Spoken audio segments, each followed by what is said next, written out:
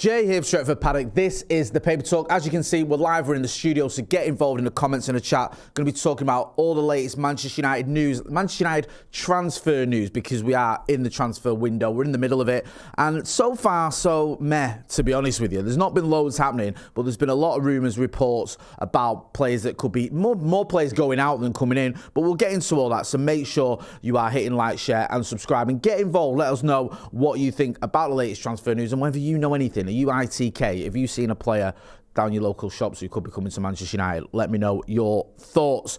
The main story, or one of the big stories, is the future of Marcus Rashford. We know Marcus Rashford isn't going to stay at Manchester United. He said he wants to leave. He said he wants a new challenge. The manager hasn't been putting him in the squad. I think the only squad he's been in the last 6 games, whatever it is, was the Newcastle game where he more or less, Ruben Amorim more or less said he needed him to make up the numbers, and he didn't get any minutes despite United being 2-0 down for the majority of that game. So it's obvious there's not a future at Manchester United, or certainly not in the short term, for Marcus Rashford. Now, he's been rumoured to and reported to be going to several different clubs, so we'll get into that. Fabrizio Romano has tweeted about it. He said here, because there's been so many clubs linked, he's had to sort of unpick a few of the rumours and sort of clarify it. So you can see here, it says, sources close to Marcus Rashford play down reports links with Serie A side Como. I think that's Cesc Fabregas's side. There was some reports that he could be heading there. Doesn't look like that's going to happen. It did feel a little bit like that would be out of their budget, to be fair. No talks taking place or planned, and not an option under consideration for Marcus or his camp.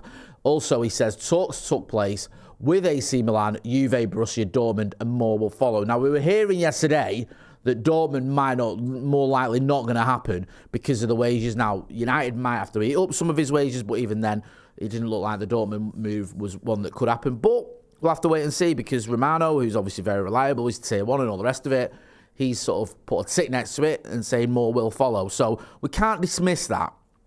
You can also see the AC Milan link there. We had this last night in Transfers Live. Me and Joe were talking about it. The fact that Marcus Rashford's agent, who's also his brother, I think Dwayne, had been over to Milan to speak to them about him going there. There was some sort of idea, or there's some reports and belief that maybe Manchester United would be willing to pay enough of Marcus Rashford's wages, with Milan picking up the rest, that this deal could work. Whether it will or not, we'll have to wait and see. I think that would be a good move for Marcus Rashford. Milan are a big club. He could go into Serie A. He could hopefully do well there, because obviously we've seen players leave Manchester United, the likes of Chris Smalling, the likes of Scott McTominay, the likes of Romelu Lukaku, even Alexis Sanchez, actually young players who sort of coming towards the end, well, looked like they were coming towards the end of their careers, gone to Italy and done quite well. Marcus Rashford could go there, do well, probably not do well and get him, come back to United and get in the team, but perhaps with a move to a view to a permanent move. Let me know what you think. Get involved in the chat and the comments. Loads of people in here: Bernardino, Brian Casey, Maurice Marshall, Santa Notch, also Morning, Koya Trot, Patrick Mulford, Andy Smith. So start bringing in more academy players to tackle PSR. Harry Potter, so top of the morning, Jay and Reds. Marcus says, not the Marcus Rashford, but Marcus says Rashford is leaving. Damn, who would have thought? Yeah. James Spence says, morning, Jay, just finished work and you just started. Great timing. There's a few other clubs that Marcus Rashford has been linked with, including Tottenham Hotspur. Spurs obviously had a great result against Liverpool last night in the Carabao Cup, first leg of their semi-final. It says here, I think it's Chris Wheeler in the Mail has wrote this alongside Luke Power. So Tottenham emerge as contenders to sign Marcus Rashford on loan, but face competition from European rivals for once away Man United star. Now, this is a bit of a left field one. You wouldn't have thought, would you, a few weeks ago when it was first muted that Marcus Rashford could be leaving, or looked set to leave Old Trafford, that Tottenham Hotspur would be one of his destinations. But according to the Mail, he could be. They could be. It says here, Tottenham are among a number of European giants who want to take Rashford on loan from United. Spurs are looking to bolster their attacking options and rescue their season, despite being the second top scorers in the Premier League. It says here, however, they could face competition from Dortmund and Milan, with his representatives having jetted off for talks with the latter. Juve and Galatasaray also hold an interest.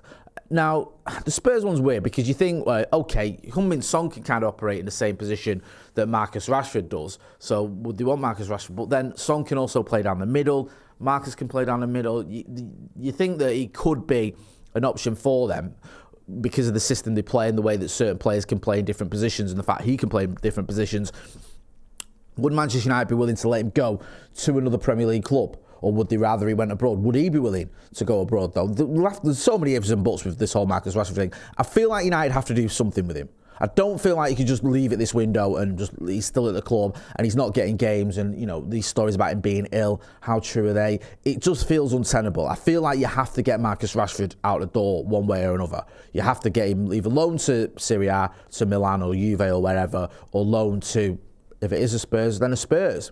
I think United just need to move him on in some way or shape, because otherwise you're just going to have a player who is earning mega amount of money. I think he's one of the top, if not the top earner at the club. I think him and Casemiro, depending on who you read, are the top earners. He's certainly one of the top earners, if not the very top earner. Him being at the club, not getting minutes, not getting in the squad, him and the manager obviously not getting on. We've had reports, and we spoke to Laurie Whitwell about this, about the manager not being impressed with Marcus Rashford going out. Marcus Rashford, we've had reports that he's not happy the way he's being treated. He feels he's treated unfairly. It's untenable. You need to move him on. Whether that's to Serie A or to Spurs, we'll have to wait and see. But I just don't see a scenario where United can afford to keep him around the club at the minute. Glenn F., who's been a member of the academy for 46 months, says, I'm absolutely disgusted with the way the Trashfords have finally managed to make Marcus that unhappy. After all he has done for Man United, I wish he could stay. I think he says star, but I think that means stay. Yeah, listen. We've always stuck up for, defended and supported Marcus Rashford on this channel. People have hammered us for it at times. My thoughts on Marcus Rashford. He's been one of my favourite players over the last 7 or 8 years, whatever it is, since he burst onto the scene. But I feel we've got to the point now where the solution is for him to move on. I feel like we've got to the point where it's just not going to work with him sticking around. I wish it would, but I don't think it will. We've actually got a new Marcus Rashford story here. Breaking news here. So Ben Jacobs, who's reliable, we've had him on the channel quite a lot, says, let's start again. West Ham, the latest club to consider a loan for Marcus Rashford, as ex-West Ham employee called. Club says he's more likely to join a team outside of England, but have asked to be kept informed. West Ham also interested in Chelsea. I don't care about any of that. So West Ham in the mix there. Obviously, they've just appointed, is it Graham Potter who's just gone there, took over from Julian Lopetegui. That whole Lopetegui thing was a bit weird, wasn't it? He was scheduled to do the press conference, and then they scrapped the press conference. I think he took training, and then it was like he got sacked, and then Graham Potter came in almost immediately. I think he's already done his first press conference as West Ham manager. Could Marcus Rashford go to West Ham and do a job? Yeah. He could go to Spurs and do a job. Would he want to go there? I have no idea. Maybe he'd want to stay in England. If he wants to stay in England, then you could do a lot worse than going to somewhere like West Ham and Spurs. And obviously, if you do well in those clubs, you do well in the Premier League, you get some goals and assists, then maybe that helps you get a move to, no disrespect to West Ham, but a bigger club than West Ham, a club that is challenging for Champions League spots. I don't know. Let me know what you think. Get involved in the chat and the comments. Mick Hollahon's in the chat. Glenn F says, I agree with you, Jay. It's time for him to go. I'm just not happy about it. I understand that. I really do. Rune says, maybe Rashford's just tired of watching managers ruin players like MG, JS, AM, even Pogba towards the end, appointing crap managers to ruin players. I think you have to have an element of sort of self-awareness with all this as well, like self-responsibility here. Yes, I get that certain managers probably haven't done the best with certain players, and that certain players probably deserve to have better players around them, but I also think there has to be some responsibility on the behalf of the players as well. You can't just blame the managers and say, we've just had so many bad managers that, no player could have been successful. I get that we haven't done the best by some players, and I get that there's been players I expected more from as well, and you can argue, you look at Pogba there, it was mentioned. I think that Pogba's a good example. Did Pogba play as well as he could have done for Manchester United at times? Probably not. He was injured a lot as well, which doesn't help. Did he have the calibre of players around him that he should have done? Probably not as well. I think, you saw the best of Paul Pogba when he was in that midfield. I think there was that spell under Ole when it was him, Herrera and Matic formed a really good midfield. Then there was a time when him and Bruno were playing really well together. So we did see signs that Paul Pogba in the right system or the right teammates could play well. But there's also the time where you look at Paul Pogba and think, I want to see more from you. Go back to the Europa League final against Villarreal. He didn't really turn up. The FA Cup final against Chelsea in 2018. Those are the games where your big players should be putting in big performances. So it's a bit of, 6 of one, half a dozen of the other on that front. Another player that's been linked with a move. This has done my head in this. It really has annoyed me. It's Kobbie Mainoo. Now, Kobbie Mainoo, this sort of came about, didn't it, the other day. There was this story, I think Chris Wheeler, David Ornstein, we spoke to Laurie on the podcast about it as well, these reports that Manchester United would be open to the idea of selling Kobbie Mainoo.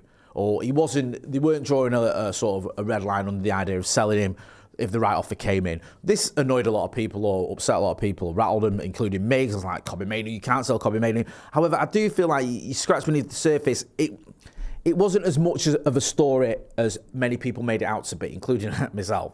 Because, yes, the idea of Kobbie Mainoo leaving Manchester United is a huge story. And the fact that the club are willing to sell him is, again, a huge story. But it wasn't quite that, was it? It was just a case of, we're not looking to sell him. We don't want to sell him. I think even all the reports about him leaving Manchester United were saying Manchester United are not looking to sell Kobbie Mainoo. The idea is, if the right offer came in, then the club would consider it. But that's kind of the case with every player, especially in the sort of times we live in where United are struggling in terms of the finances and everything. PSR's become a big thing. Then, yeah, every player has a price. And that's been the way at United almost forever.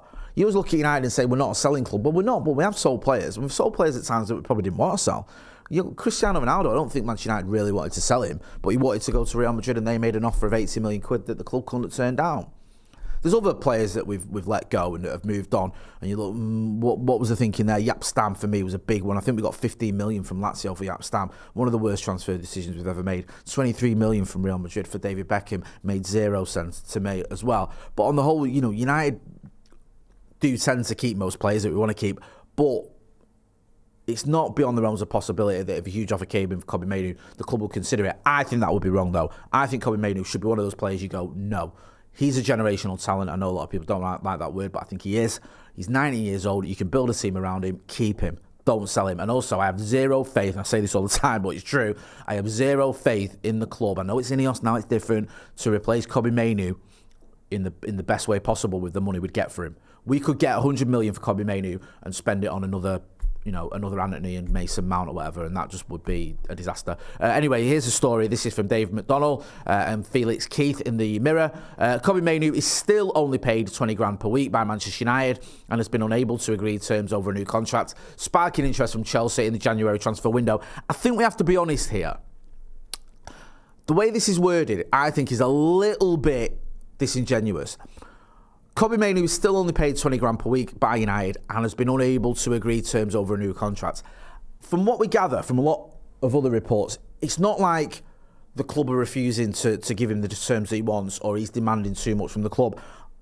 All the reports indicate that the club and Kobbie Mainoo's camp and everything are quite relaxed about this. There's a feeling that he is going to sign a new deal and he's going to get a new deal because he signed that deal, I think, for 20k a week when he was 17, and I don't think he'd even played in the first team at the time, or certainly not played in the Premier League. So it was a deal that reflected that. Now, obviously, he's a first team player, he's an England regular.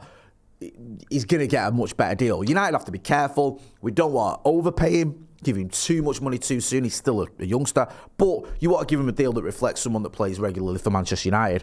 So there's probably a little bit of discussion to be had. I'm not too worried about this. And I think it's slight mischief making from a lot of journalists, and I like Dave McDonnell, but a lot of reporters and stuff are going, well, he's not signed a new deal, they've reached a stalemate, Chelsea are on alert, other clubs are looking at this, and January as well. Come on, do me a favour. I just cannot see that happening at all. Sokin says, only 20k a week, what sort of world are we living in, LMAO? I mean, 20k a week, only 20k a week, is ridiculous. 20k a week is more than some people earn in a year. I get that.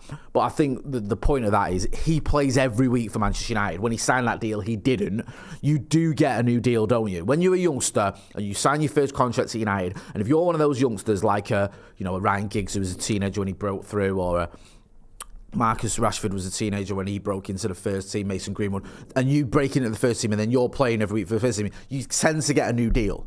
Part of that is because you've earned it, because you're a first team playing out. Another part of that is to stop other clubs who've seen you playing in United's first team and doing well and who want to buy you. So I expect Manchester United and Kobbie Mainoo probably at the end of the season, sit down at the end of the season, get a new deal ironed out. I just hope it's not one where it's anything astronomical, where you're going, why have they given him that? That's ridiculous. Then that's going to be used as a stick to beat him with. It's probably a little bit too much. And also, it's not one where, he's undervalued or underpaid. I can't see him being undervalued or underpaid by Manchester United. I don't think that'll happen, but we'll have to wait and see. Just one to keep an eye on. I'm keeping an eye on it, but I'm not too concerned about Mainoo going to Chelsea. I'm certainly not concerned about him going to Chelsea this January. Andreas Pereira, you remember him? I mean, here we go. Ruben Amorim, this is in the Manchester Evening News. Josh Holland's reporting this one. Set for Man United January transfer Windfall, a 20 million deal agreed. So this is Andreas Pereira. He's obviously at Fulham. Looks like he could be moving on. You can see here in the stories here, going to Palmeiras for around 20 million. Now, according to the reports here, United would get, I think, is it about £3.5 million? Well, there you go. So we get 20% sell-on clause in place, meaning the club are in line to receive around 3.6 million. It's all relative, isn't it? Like, 3.6 million quid is a lot of money. If I had 3.6 million pounds, I'd be absolutely buzzing. But saying that Ruben Amorim's getting a windfall, stretching it a little bit there, isn't it? It's not like Ruben Amorim's going to take the money we're getting from this and go and buy a new striker. Like, what's he going to be able to do with 3.6 million quid? Even if he got that in his transfer kitty, which he might not. Ineos might say, well, we're going to use that to, you know, I don't know, whatever. That's not going to be put back into the transfer kitty. It might be, I don't know. But there's no guarantee it will. And also 3.6 million, this isn't 1992. Do you know what I mean? You're not going to go out and get a Roy Keane for that, are you? So, I know we bought Roy Keane in 1993 before any of you start. So, I don't know about this one. Yes, it's good that we're getting some money coming in. I like that fact, and you know it all adds up. But I'm not expecting it to fund the signing of Victor Gyökeres anytime soon. Nico says 3.6 million proper windfall. Adam Kenny says a tenth of a squad player. Petey says need that just to offset Rashford's wage on loan. Yeah, maybe actually. Maybe that does. Maybe that's where you go. United are paying some of Marcus Rashford's wages. That's going to sort that out. Maybe that's not a bad point, that. Yep. Idra Line says, God forbid don't make another mistake like we did with Rashford, giving a 19-year-old all-right player 150k a week. Lol. Let's talk about one final story we've got here. Harry Maguire, who's become Mr. Popular again with Manchester United fans. This was last night. I think this story dropped. It says Manchester United star Harry Maguire handed a ban after driving at 85 mile per hour in a 50 mile per hour zone. Footballers love a driving ban, don't they? They love all this, don't they? They're always speeding. Remember Aaron Wan-Bissaka got one? It turned out he wasn't he already banned. He didn't know. Or he hadn't realised. He's like, and one of his solicitor's defence was he's a bit thick. Like, and he kind of got away with it as well. I mean, his solicitor was like, come on, you know, he's a footballer. He don't know what day it is. Like, don't blame him. And the judge was like, oh yeah, all right then. It's not exactly the biggest story, but it's just a quirky one to see out the news there. So yeah. He's been caught on. It happens to the best of us. I've got a speed awareness course coming up. Harry, I feel your pain, although I was in 35 mile an hour over the speed limit. So there you go. Yeah, I don't know what's going to happen. Does it say what's? How long the ban's for? Sorry, I don't. I believe it's 2 years. What was that? Right. Well, go down a minute. What did that say? No, go back to the top. What did that say? Has been banned from driving for almost 2 months. What? Banned from driving for almost 2 months. That's a bit of a weird one, isn't it? Almost 2 months. I think he might go away with that a little bit. That I'm sure he'll be able to afford an Uber. Yeah, he'll be all right. Or he'll have someone to drive him. I'm sure he can sort that out. Listen, I'm going to wrap it up there. We're going to be back later on today. We've got Off the Bar with me, Joe Smith, and Adam McCullough. And also, Joe is going to be talking to Kieran Maguire from The Price of Football and The Overlap. You may have seen Kieran explaining all things financial related when it comes to football on The Overlap, talking about City's charges and what's going to happen there. We're going to get him on the channel. I'm going to chat to him about PSR, United's finances, the Glazers, Ineos, all that good stuff. So make sure if you're not doing already, you are hitting like, share, and subscribe. I'm Jay Motty. This has been The Paper Talk. Thanks for watching.